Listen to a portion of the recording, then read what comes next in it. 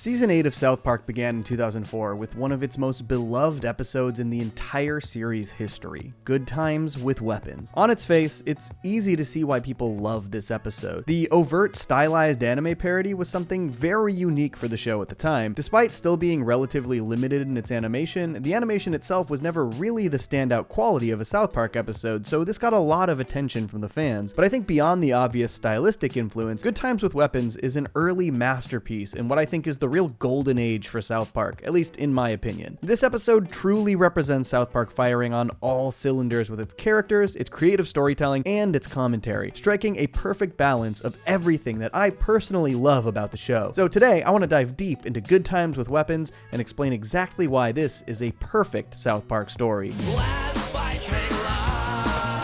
And hey, if you like this video, you might like the video about my trip to Casa Bonita on my second channel. Please do me a favor and check it out on Johnny2 channels if you're interested. I also put out a massive 6-hour analysis of every film ever nominated for Best Feature at the Academy Awards. I'm really proud of it, and all of my videos are brought to you by my wonderful patrons, who got an early look at both of those videos and get tons of other exclusive content as well, including weekly BoJack Horseman audio commentaries by yours truly. We've just finished season 1, so there are 12 to dive into. If those interest you, please give it a look. Today, I want to thank my top tier patron, Pudalia Dixon. Thank you so much. I couldn't do this without the support of patrons like you. All right, now let's talk about those weapons and the good times that came with them.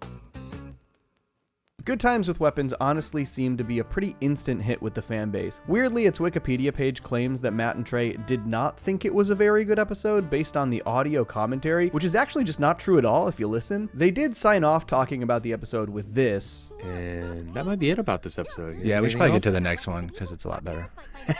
But in the South Park The Hits DVD commentary for the very same episode, they explicitly state that they really like this one. Good Times with Weapons is definitely one of our favorites, just because it's just a very solid show. And I think they definitely acknowledge how much of a massive hit and how popular it is. In fact, though they did eventually go back and do this for every single episode, Good Times with Weapons was actually the first standard definition era episode to be remastered in widescreen and high definition, which hilariously enough was initially given away as a free bonus HD DVD when you bought an Xbox 360 console or external HD DVD drive for your Xbox 360 from Best Buy. God, remember HD DVDs? Actually kind of crazy how much better of a brand name that is than Blu-ray, and yet they lost that round of physical media wars. Wild. But I think the fact that Good Times with Weapons was their first choice to remaster says a lot about its perception amongst the fan base. And again, it's because it is a perfect episode in my mind. And I think the main reason for that is that it starts where all of my favorite South Park episodes do, with the boys just wanting to play. I really think so many of the best episodes of the show start with the boys simply wanting to do something that kids would want to do, only for that thing to eventually fly so far off the rails that they get in way over their heads. And it just starts with something tons of kids can relate to. They want to play with super cool ninja weapons. They want to play ninjas. I'll get the tonfas. Those are so sweet.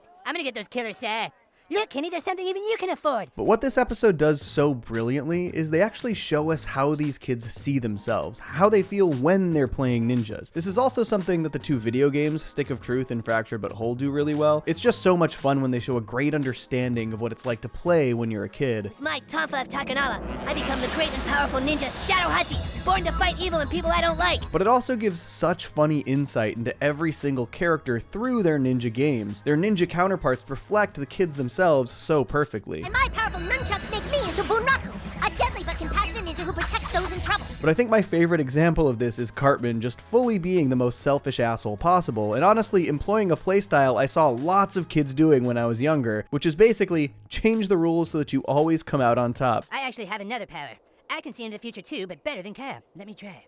God damn it, Cartman, you can't keep making up powers. Yeah, dude, that's like the 5th power you've come up with. This is just such a perfect blend of Cartman characterization and actual childhood nostalgia. And this, of course, extends to things like Butters being fully excluded from playing, which brilliantly leads into his first real extended appearance as Professor Chaos since his 2-part introduction in Season 6. Chaos had a couple small appearances in between, but this was the first real reintroduction, and it's an ingenious use, basically leveraging Butters' outcast role with the boys to further motivate this character. I'm a lost soul, a dark, lonely shadow of a person. Hi, Butters. Hi, Mom. A really fun expansion of Butters' lore that also perfectly builds into the anime storyline at hand. Plus, we finally get to see how Butters actually sees himself when he's Professor Chaos in the full anime render, and man, do I love this Professor Chaos design. Craig, is that you? Fools! I am Professor Chaos, bringer of destruction and doom! I just love how much the humor in this episode stems from the kids taking their game so seriously. Butters fully going villain mode because he's been shunned, the boys only taking him fully seriously when they see him as a sworn enemy in their game, not as Butters. But I also love the way the kids are still just sort of making up the rules as they go along, just like we all did when we played as kids. Hey, kid, that knocks you down. Nuh-uh. Yeah, I got you. Nuh-uh. Because my cloak is made of a titanium alloy that shields me from heat. But man, I truly think one of my biggest laughs in all of South Park history is the turn here. The shock and realization that their game has gone too far. The way they portray Kenny finally using his ninja star to attack Professor Chaos, the way it hits him in the eye, making it seem like it's just a part of the game, and the hard cut from Professor Chaos Butters to actual Butters with the star lodged in his face.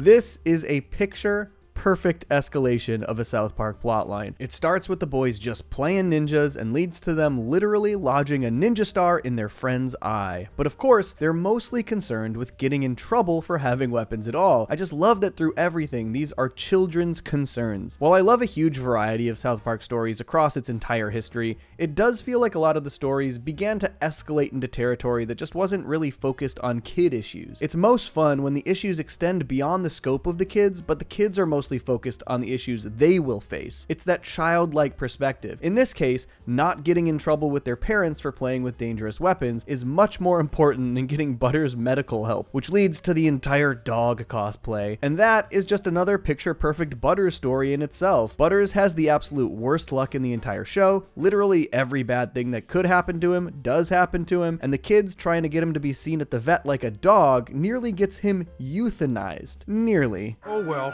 let's murder one of these other dogs. And somehow I haven't even gotten to the two funniest sequences yet. The sort of anime climax and then the actual episode climax. The scene where Clyde, Craig, Jimmy, and Tolkien show up is perfect, having bought their own ninja weapons to challenge the boys. What's the matter, fellas? Are you ninjas or pussies? There are three things that make this scene perfect. One, the stakes are great because they bake them both into the kid's dilemma and the anime plotline. They made these other kids jealous, and so they have these rival ninjas coming in, but the boys still have to deal with finding Butters' help. It all ties together perfectly. I swore to never fight again. Second, it's the goddamn song, Let's Fighting Love. It's the perfect parody of an anime intro song, half in English, half in Japanese, and it is a bop. I actually used to have just the song on my iPod as a kid, and Trey agrees with this. This is his favorite thing about the episode. I think we hit the song perfectly. I think we got the anime pretty good, but that song is exactly... But honestly, for me, even more than the song, my favorite thing is this really small moment that I think adds the most perfect context to everything else in this episode. During the fight, this guy drives by in his car, and we just see exactly what all the adults see. A bunch of kids flailing around in an alley. That tiny dose of reality that makes the whole ninja anime plot that much funnier. And of course, the actual climax of the episode culminates perfectly. The boys are too enveloped in the game, and Cartman tries to use his invisibility powers to creep across the stage to get to Butters, fully naked. And the slow jaunt across the stage is so freaking funny. But even beyond how funny this is, it's an example of how seamlessly Matt and Trey were able to mesh current events commentary with your typical kids having an adventure South Park episode. Cartman being naked on stage was actually in reference to the massive outrage towards the Janet Jackson halftime debacle at the Super Bowl, which happened just a month earlier, with the whole big twist being that none of the adults even cared about Butters or the weapons, they just cared about Cartman being naked. I guess parents don't give a crap about violence if there's sex things to worry about. This is seriously just a super down-to-earth piece of commentary, particularly when it comes to our film industry in the US dealing with the MPAA, something Matt and Trey have first-hand experience with making Orgasmo, Bigger, Longer, and Uncut, and right after this episode aired, Team America. It is kind of insane how much a PG-13 film can just fully glorify overt violence while they completely crack down on any tiny example of nudity or sexuality. Matt and Trey have talked extensively about how they had to learn to game the system with the MPAA. In Team America, they made the sex scene way grosser and more disturbing than they ever intended, just so that they could cut out the grossest stuff to make it seem like they've appeased the MPAA's wishes. It's a stupid game with countless double standards. All that to say, even with just a little story flourish at the end of the anime episode, they can still make quality social and topical commentary, even in this anime parody. I just think when you run down the list, Good Times with Weapons has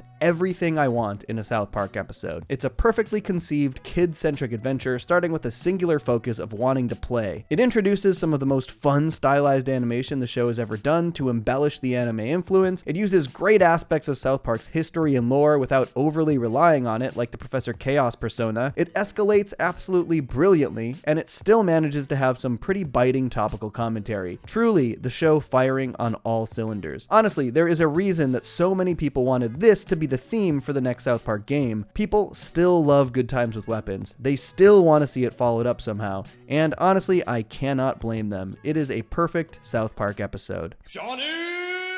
I stay mellow watching Johnny Two Cellos. He talks cartoons, he's a really cool fellow. He keeps you posted on adult cartoons. If that's what you're into, then grab a spoon and a very big bowl of your favorite cereal. Feels like Saturday morning cartoon material. Johnny Two Cellos, watch him on YouTube. Now enjoy this groove and bust a move.